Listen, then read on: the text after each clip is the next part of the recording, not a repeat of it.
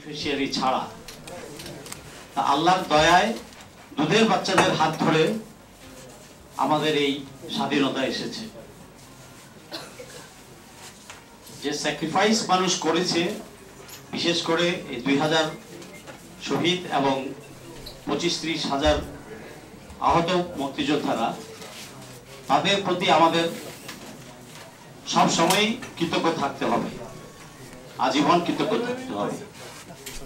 কারণ এজন্য বলছি জোর দিয়ে, আর হয়তো কয়েকটা বছর বা এমনও হতে পারত যদি 29 সাল পর্যন্ত হাসিনা থাকতো, কনফার্ম ভারতের অঙ্গরাজ্য হয়ে যেতেন। এটা আমার বিশ্বাস, আমার ধারণা, আমার ইনটিউশন। আল্লাহর বিশেষ দয়া ছিল বলেই, এই দেশের মুসলমানদের প্রতি দয়া ছিল বলেই হয়তো এই বাচ্চাদের উসিলায় আমরা পার পেয়েছি। এটাতে কেউ একমত হতেও পারেন, দ্বিমত হতেও পারেন, কোনো সমস্যা নাই। যার অন্তর্দৃষ্টি খোলা আছে সে এটা বুঝতে পারবে, বাকিরা হয়তো পারবে না। যা হোক, আমি দীর্ঘায়িত করব না, আমি শুধু এটুকুই বলতে চাই, জুলাই ঘোষণাপত্র চাই, এটা হতে হবে এবং সেই মোতাবেক আগামীর রাজনীতি নতুন করে ঢেলে সাজাতে হবে, দেশ পরিচালনা করতে হবে। আমরা কতটা নির্লজ্জ, আমি দলমত নির্বিশেষে সবকিছুর ঊর্ধ্বে উঠেই বলছি, আমরা কতটা নির্লজ্জ। রক্তের দাগ শুকায় নাই, আমার নির্বাচন দে। তোমার নির্বাচনের জন্য আমরা রক্ত দেই নাই, আমি নিজেও রক্ত দিয়েছি, আমি একজন আহত। তোমার গতি বদলের জন্য রক্ত দেই নাই, তোমাদের লুটেপুটে খাওয়ার লাইসেন্স দেওয়ার জন্য আমরা রক্ত দেই নাই। আমরা সবাই শান্তিতে থাকতে চেয়েছি।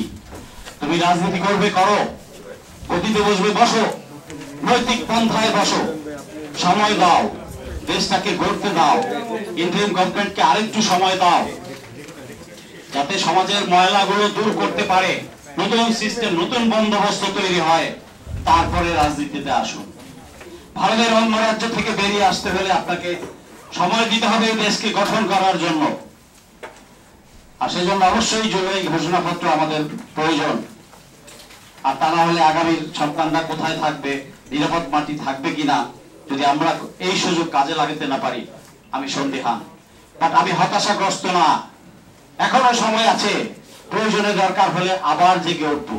আমাদের সন্তানেরা একবার শিখে গেছে, ভুলে যাবেন না, ফুট্টা রাজনীতিবিদরা, ওরা শিখে গেছে। এত পুরা রাষ্ট্রযন্ত্র হাতে নিয়ে যে শক্তিশালী হাসিনাকে তুড়ি মেরে তারা উড়িয়েছে, আগামীর আপনারা মাস্তানরা, চাঁদাবাজরা এত সহজে পার পাবেন না। You are sadly mistaken. অতএব আমি আশা করি, দোয়া করি, সবার ভিতরে গুড সেন্স প্রিভেইল করুক। ধন্যবাদ সবাইকে। আসসালামু আলাইকুম। ধন্যবাদ কর্নেল ফেরদৌস আজিজ আপনার বক্তব্যের জন্য। আমি সবাইকে অনুরোধ করব, আমাদের বক্তা অনেক, আমরা